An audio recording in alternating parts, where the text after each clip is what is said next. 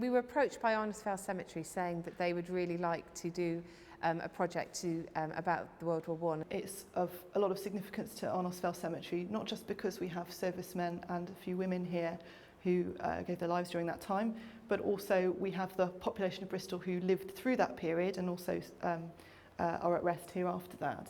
And so they also were really interested in engaging young people between the ages of 16 and 25. We luckily had a youth theatre of that age.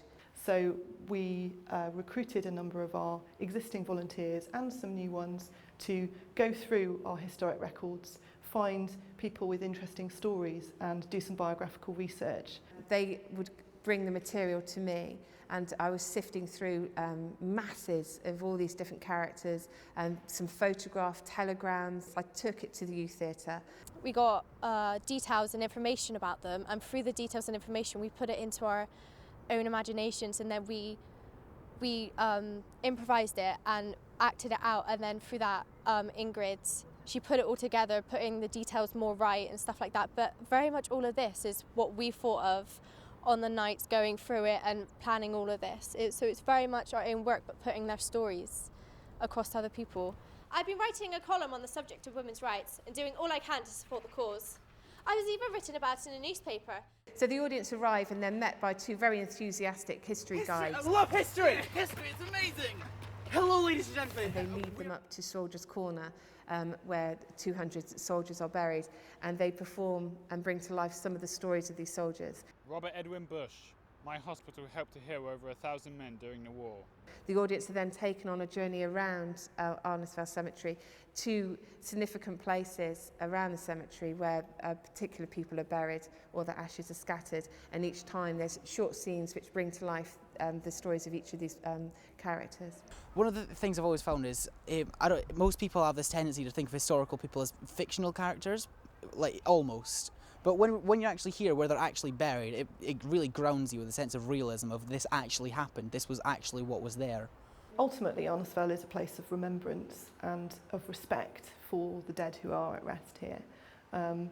One of the ways that we can respect those people is by sharing the stories about what makes them worthy of remembrance. And I still find time, even though I have 11 children, to do some charity work. And I like to do my bit for the boys on the front.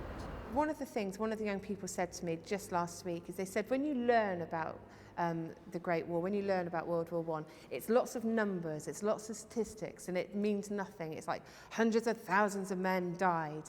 And she said to me, now I know who those men are. I've learnt their stories, and now it actually means so much more to me because they've become real people. They've become people that I can identify with. A lot of our heritage is to do with both the First and the Second World War. And if we don't know about it, we're not going to know how it shaped our country, and also what our generations have been through, and to make sure that we don't go through it again. And I suppose because you're in the cemetery, it really does. Yeah. And you've got that atmosphere anyway, and it's the setting, because you look at these gravestones and you think, what is their story? But then to have something as specific as this, and then to know that those people actually are here.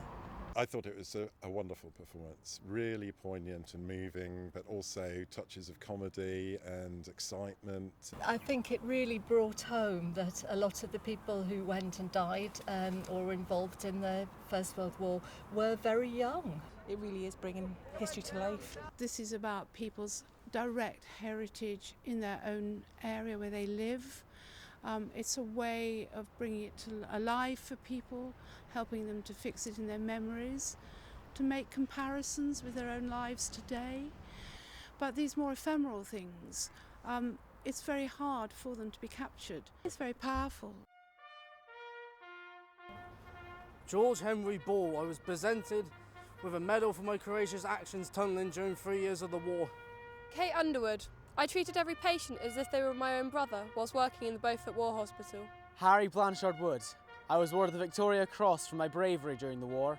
Alice Clark. I was determined to educate people on protecting humanity from the repetitions of the horrors of war. At the going down of the sun and in the morning, we will remember them. They shall remain, lost, not forgotten.